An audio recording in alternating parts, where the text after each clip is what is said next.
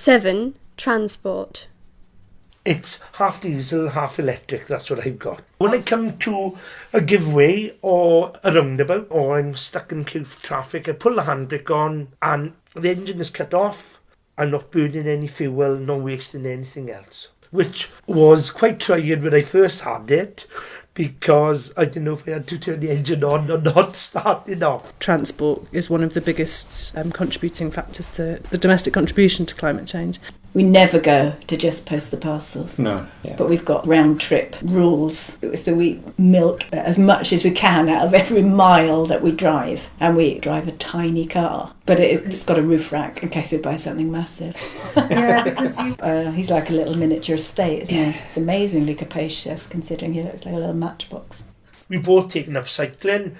I bought her a brand new bike for Christmas as a present, whether it was a wanted gift or not. I've become very conscious of the physical pleasures of walking or cycling or running, not just for recreation. I enjoy finding ways to integrate my exercise with practical daily domestic routine.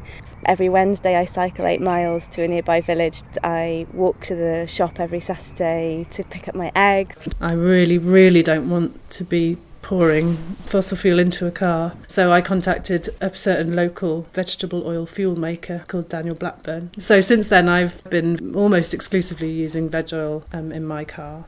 It's great to be giving that money to a local person who I know will spend it responsibly as well and reinvest it in the local economy. So you do have to allow a lot of extra time if you're travelling by public transport, obviously, but one of the advantages is that you can actually do a lot of work while you are on board the train or the bus. And I get lots of writing done, mainly because there's no real distractions.